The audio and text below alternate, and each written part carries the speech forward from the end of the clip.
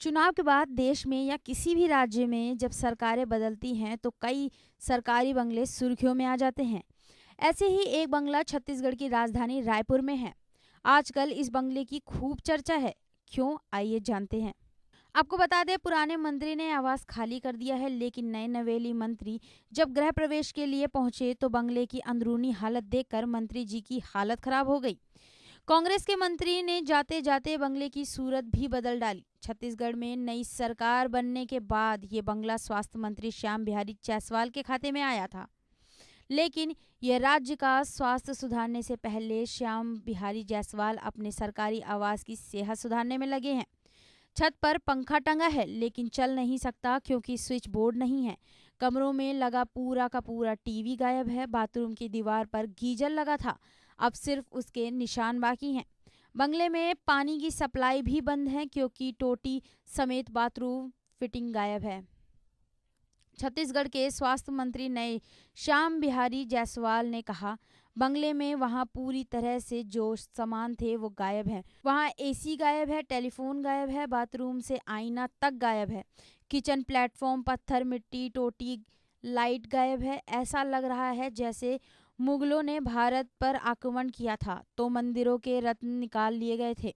भूपेश सरकार में रायपुर का बंगला C2 पूर्व मंत्री शिव डहरिया रहते थे। सरकार गई तो डहरिया का मंत्री पद और बंगला भी चला गया, लेकिन बंगले में लगा सारा सामान कहाँ गया? श्याम बिहारी जायसवाल ने इसी सवाल का जवाब मांगा। जांच से तलाशने की बात कही तो पूर्व मंत्री शिव डहरिया नाराज हो गए। पूर्व मंत्री शिव डहरिया ने कहा कि मैं बात करूंगा अभी मंत्री जी से। सार्वजनिक रूप से उन्हें माफी मांगना चाहिए। उनको जरूरत है तो वह खुद आ जाएं, मीडिया को बुला लें, अपने 2-4 दोस्त को बुला ले। जितना सामान उनको इशू हुआ था एक एक सामान गिनवा ले वहां पर।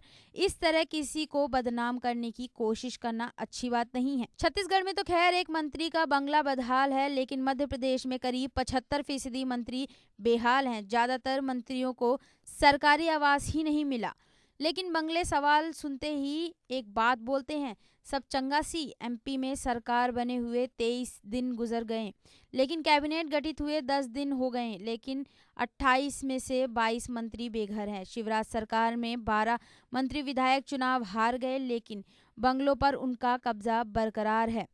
नरोत्तम मिश्रा, कमल पटेल, भूपेश सिंह, प्रभुराम चौधरी, उषा ठाकुर, शिवराज सरकार में रहे दर्जन भर पूर्व मंत्री पुराने बंगलों से निकलने का नाम नहीं ले रहे हैं। इसलिए मोहन यादव सरकार का कोई मंत्री कामकाज के बाद रिश्तेदार के घर जाकर सोता है तो किसी मंत्री ने गेस्ट हाउस में डेरा डाल रखा है।